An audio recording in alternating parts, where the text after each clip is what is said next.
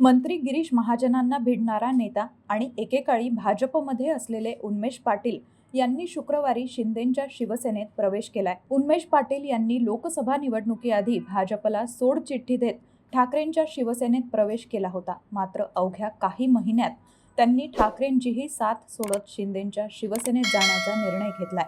उन्मेष पाटील हे जळगावमधील वजनदार नेते आहेत। 2014 मध्ये ते चाळीसगावमधून आमदार आणि 2019 मध्ये जळगावमधून खासदार म्हणून निवडून आले। 2024 मध्ये त्यांना पुन्हा लोकसभेचं तिकीट हवं होतं, मात्र भाजपनं त्यांचं तिकीट कापलं। यामुळे नाराज झालेले उन्मेष पाटील हे ठाकरेंच्या शिवसेनेत गेले। यात भाजप उमेदवाराकडून त्यांना पराभवाचा सामना करावा लागला। अवघ्या 1.5 वर्षात उन्मेष पाटील यांनी ठाकरे गटाची मशाल सोडून शिंदेंचं धनुष्यबाण हाती घेतलंय। उन्मेष पाटलांचा शिंदेंच्या शिवसेनेत प्रवेश म्हणजे भाजपला धक्का देण्याचा प्रयत्न आहे, कारण भाजप सोडल्यानंतर मंत्री गिरीश महाजन आणि उन्मेष पाटील यांच्यात कमालीचं राजकीय शत्रुत्व वाढलं आहे। उन्मेष पाटील शिवसेनेत प्रवेश करणार या बातमीवरही प्रतिक्रिया देताना गिरीश महाजन यांनी पाटलांवर जोरदार टीका केली होती। आम्ही त्यांना पक्षातून हाकललंय, त्यानंतर त्यांची काय स्थिती झाली हे सगळे पाहतायत। भाजप पक्ष सोडल्यावर काय स्थिती होते हे आता उन्मेष पाटील यांना पाहायला मिळालं असेल।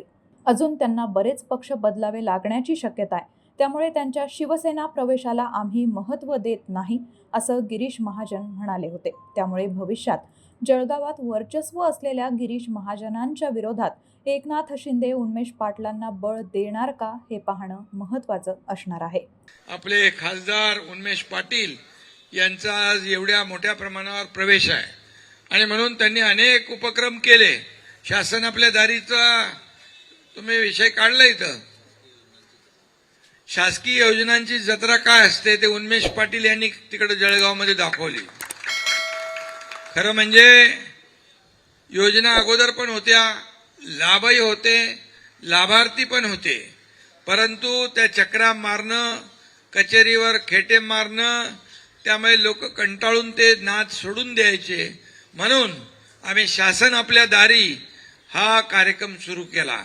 बाळासाहेब म्हणायचे, कार्यकर्ता आपल्या घरात नाही लोकांच्या दारात शोभून दिसतो, आणि त्याप्रमाणे आम्ही शासन सरकार लोकांच्या दारी घेऊन गेलो। आणि मी पाहिलं की उन्मेषने त्यावेळेस चांगला कार्यक्रम आयोजित केला होता। एका छताखाली सगळे फायदे, लाभ, योजना लोकांना मिळू लागल्या। जवळपास त्या योजनेमधून उन्मेष भाऊ 5 कोटी लोकांना फायदा झाला महाराष्ट्रामध्ये, 5 कोटी लोकांना। आणि म्हणून अशा प्रकारच्या योजना आपण राबवल्या। महायुतीचं सरकार आलं आणि म्हणून आज देखील अनेक योजना आपण जाहीरही केल्या। लाडकी बहीण योजना सुरू राहणार, कर्जमाफी आपली शेतकऱ्यांची होणार आणि त्याचबरोबर अनेक योजना शेतकऱ्यांसाठी केल्या। शेतकरी आपला बळीराजा, अन्नदाता, मायबाप आहे आणि म्हणूनच शेतकऱ्यांसाठी सोलर पंप असतील, दिवसा वीज असेल। आता अपारंपरिक आपण विजेकडे जातोय, सोलरवर आपण पंप चालू करतोय आणि म्हणून 6 लाख शेतकऱ्यांना जवळपास आपण ही योजना दिली। महाराष्ट्रामध्ये रात्रीची वीज शेतकऱ्यांना नको आहे, दिवसा पाहिजे, ती देण्याचं काम आपलं सरकार करणार आहे। आणि म्हणून ही सगळ्या योजना, नारपारचं जे पाणी आहे ते गिरणीमध्ये येणार ना। आज नारपारला आज आपण मंजुरी दिली,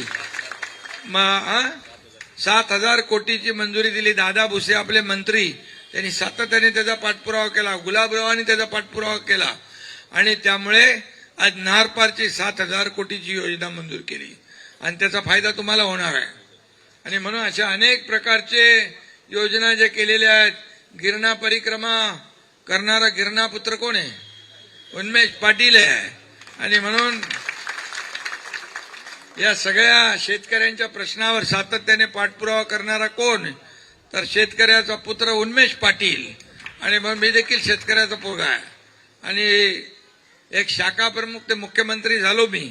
आणि म्हणूनच 2.5 वर्षाच्या काळात एवढ्या योजना आपण केल्या, एवढे आपण निर्णय घेतले की आतापर्यंतच्या महाराष्ट्राच्या इतिहासामध्ये कधी एवढे निर्णय झाले नव्हते।